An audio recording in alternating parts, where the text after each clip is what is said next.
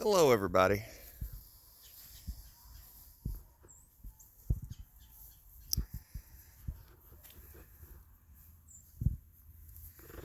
Every now and then, I get a comment asking about the history of these cars.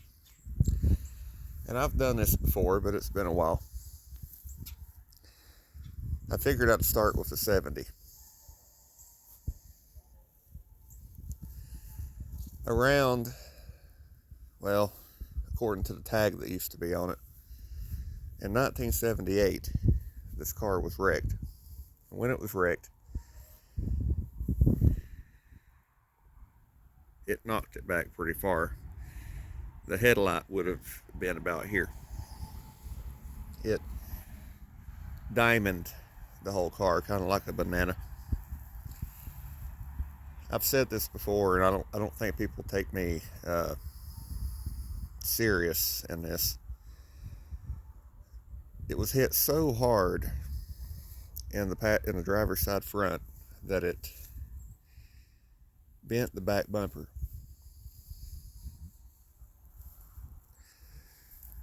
Dad paid less than $100 for that car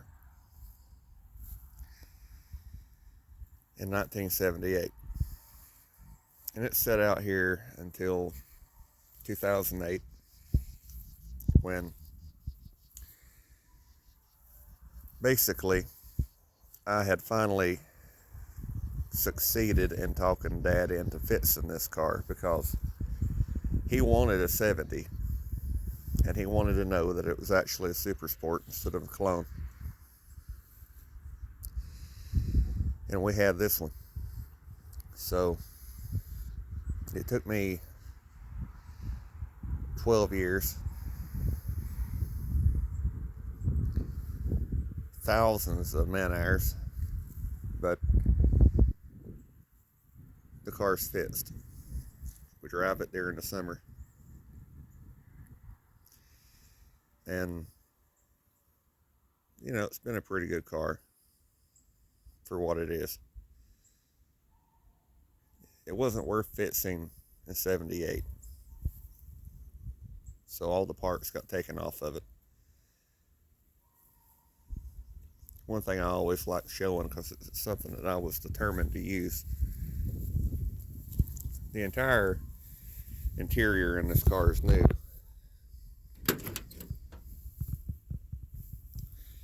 Or out of other cars. Except the dash pad.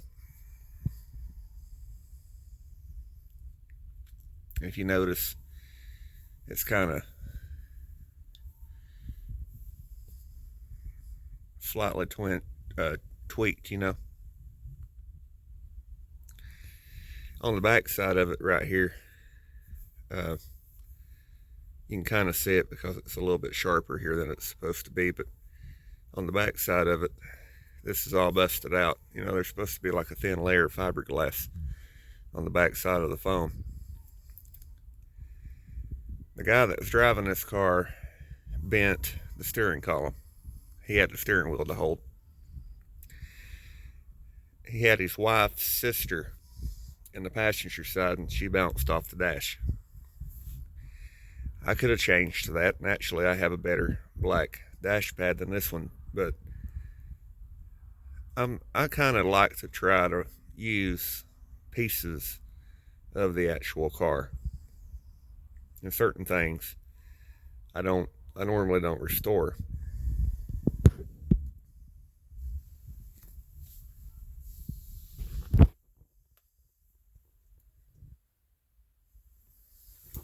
Because I like to use what I can, So the kick panel on the passenger side and the driver's side rear armrest. That and the dash pad.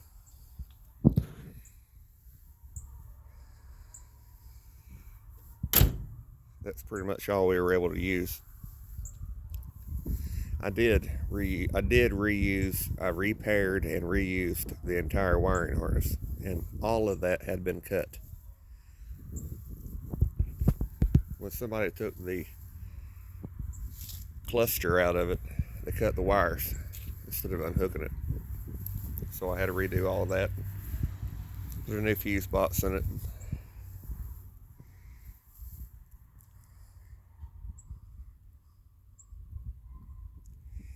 That's pretty much it on this car, I guess. Another thing I could show you on this one,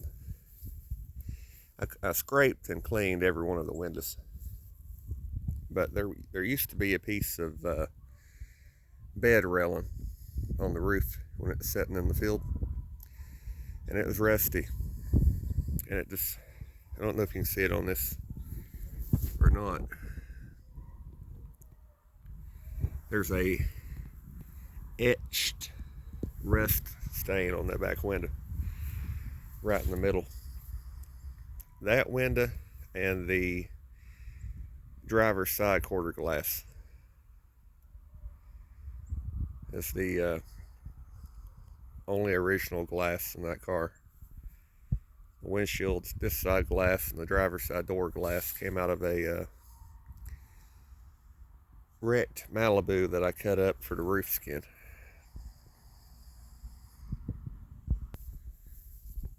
While I'm out here talking about chevelles, I want to show you all of them. This 69 belonged to the guy that wrecked the 70s brother. It was wrecked in 79. The engine that was in this car when it was wrecked was the engine out of the 70. This one had wiped the cam, and he needed an engine. So after the 70 was wrecked, they put the engine in this car, and then he was out drunk one night and pulled out in front of a truck. Had 6 people in the car, including the little baby. Nobody got killed. A couple years ago, the girl that was the baby came out here and looked at this. For a long time, you could still kind of see where the passenger side door enveloped the passenger seat, but there was room for a kid. Car was wrecked a long time ago. Luckily, none of these wrecks out here killed anybody, even though really this one should have, because it was a hard wreck. Well, I don't know about should have. It really could have.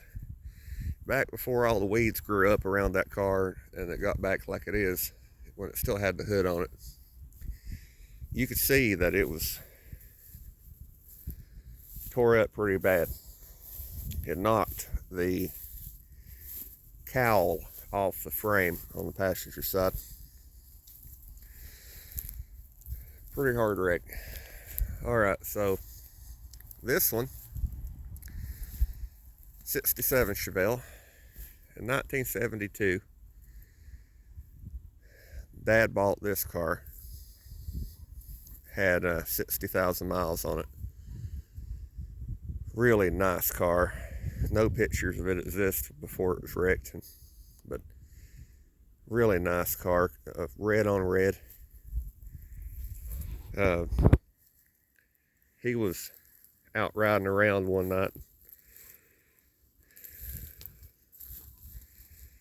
drinking a little bit, you know, it's what everybody did back then, and he topped the hill towards town, coming this direction, and it got sideways.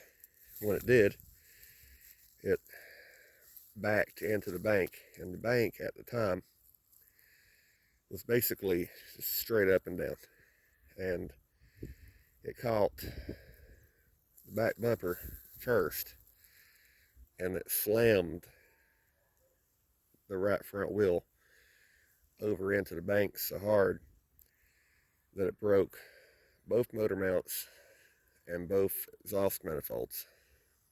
Basically just tried to throw the engine out of it. He was injured a little bit in this wreck. And for a long time, back when it was still in it, he hit his head right here on that piece of trim that holds the headliner up. And for a long time, you could look in there and you could see a dent in it. He's in the hospital over that one for a little bit. That car could have and really should have been fixed back then. The roof, I don't believe, was bent back then. I think it did that when I picked it up. The body is just weak. Frames rusted, shot now. But it's been wrecked, sitting in a field outside with no glass in it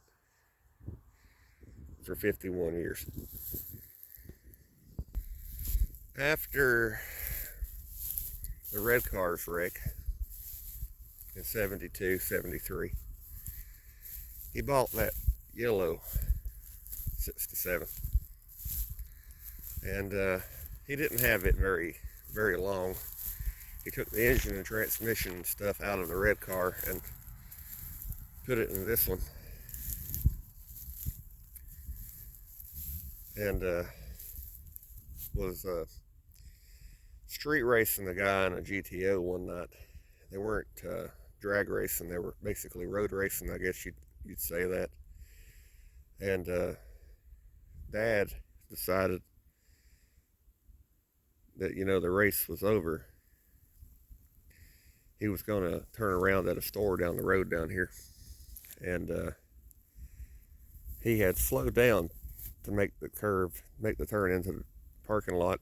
And the GTO came around the curve and just slammed into him. This side wasn't like this. That happened when we pushed it with a loader a couple years ago. The quarter used to be back here, but it killed the driver's side.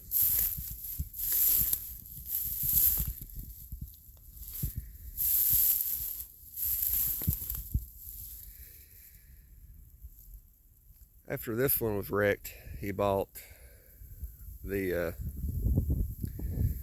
67 everybody called the Blue Goose. After he bought the Blue Goose, he bought my car. The Blue Goose got fixed up and had a 427, low rear gear, got drag raced quite a bit, had a new interior and all that stuff put in it. My car was a nicer car, but he got it second. So he painted mine and drove it a while as a stock car, sold it to a guy. The guy wrecked it and Dad bought it back. And mine sat out here from 76 until 2020. In 2020, I ended up with a parts car. The parts car was going to be a Pro Street car. And it had been parts for other people's cars because the parts car was just a Malibu. I ended up getting it and decided that I was going to fix the 67 because there wasn't enough left of any of the cars that we already had to build a 67. But after the parts car, suddenly there was. So mine was wrecked back here. Rear end was tore off of it on both sides. It didn't have any glass behind the front seats. It didn't have anything left behind the front seats. It didn't have that before it sat 50 years in the field. So the parts car let me clip my car. I cut my car and the parts car at the A-pillars and the rockers. Put my cowl on another body and then rebuilt everything where it had been cut out to be back half. That was in 2020. I've drove the car everywhere. And last year, I decided that I wanted to redo the bodywork because I was not really all that happy with how it turned out, because it's a quickie with a bunch of body filler. And body filler's okay to me, but it had way too much. The quarters were full of it. That quarter only has it now near the seams because I put skins on it. Skin. You still got to do the other side. And I've been asked a couple times why I was going to redo it. Why didn't I just fix what I had? And, well, what I did 2 years ago has been cracking everywhere because it's too thick. So I didn't want to redo it just to have to do it again. I've been working on this fender. I've got all this as good as it can be. Most of the parts that I've used on this car are parts that people wouldn't normally use because of different reasons. Either they were a little bit rusty or they were bent. The majority of the parts I've got are leftovers. The only new metal that I've actually bought was a trunk lid and 2 quarter skins and a trunk floor. The rest of it I've patched and made work. After I got it to where it's running and driving, I decided that I'd start calling this one the Black Belt Chevelle, because Dad wanted his to be called that, but it ended up getting nicknamed the Blue Goose, and that stuck. So since his was really never called that, that's what I named this one. That's why the hashtag's Black Belt Chevelle. That, and literally it had a black belt. I did a little bit of testing on that fender to see how that was going to look, and I really like it. On the final paint job, it'll be more even. But anyway, I hope you enjoyed the video. Let me know what you thought. Like, comment, and subscribe for more. I'll see you again next time. Bye.